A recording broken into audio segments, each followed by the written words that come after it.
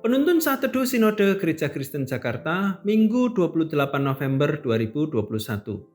Bersyukur atas firman Tuhan, Mazmur 119 ayat 1-7.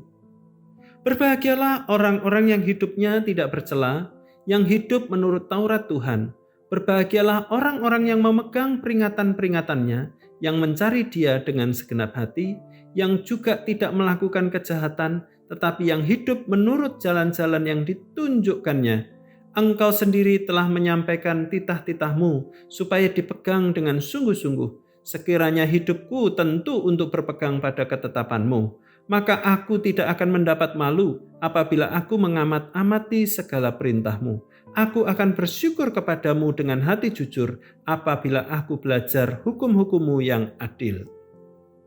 Apa yang kita pikirkan kalau ada seseorang mengatakan bahwa dia mencintai kita, namun tidak ingin menghabiskan waktu dengan kita? Tentu aneh, bukan? Inilah gambaran jika kita berkata bahwa kita mencintai Tuhan, namun enggan meluangkan waktu untuk membaca firman-Nya. Padahal ini adalah syarat mutlak menjadi murid Kristus. Sebab firman-Nya berkata, jikalau kamu tetap dalam firman-Ku, kamu benar-benar adalah murid-Ku. Yohanes pasal 8 ayat yang ke-31. Mari kita tunjukkan kesungguhan kita mencintai Tuhan dengan juga mencintai firman-Nya. Pemazmur melukiskan bagaimana dahsyatnya hidup ini jika kita mencintai firman Tuhan, merenungkan dan menghidupinya setiap hari. Dikatakan bahwa mereka yang berpegang pada titah Tuhan adalah orang-orang yang berbahagia, karena firman akan menuntun langkah hidup mereka agar tidak bercela di hadapannya. Mari belajar dari para tokoh Alkitab yang hidupnya berpegang pada firman Tuhan. Yusuf berkata, bagaimanakah mungkin aku melakukan kejahatan yang besar ini dan berbuat dosa terhadap Allah? Kejadian 39 ayat yang ke-9. Keteguhan hatinya membuatnya menolak rayuan istri Potifar. Ada pula Sadrak, Mesak, dan Abednego yang dengan tegas menolak untuk menyembah dewa dan patung raja.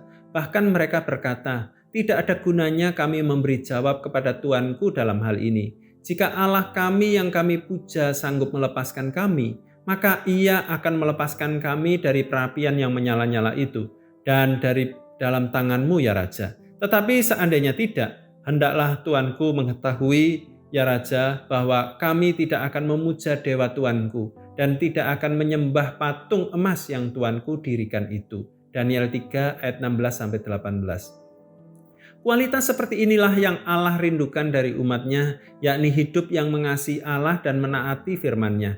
Itu adalah hidup yang berkenan kepada Allah. Mari kita bersyukur atas firman Tuhan yang diberikan-Nya kepada kita.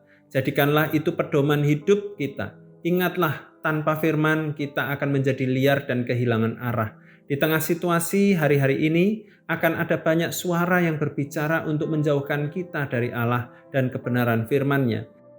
Kebenaran yang palsu, ajaran sesat, dan sebagainya. Kita butuh firman Allah sebagai tuntunan hidup sehingga dalam situasi apapun kita tetap memuliakan Allah. Semakin kita bergaul karib dengan firman Tuhan, semakin kita mengerti kehendak Tuhan kepada kita. Bacalah, renungkan, dan taatilah di dalam kesatuan kita dengan Kristus.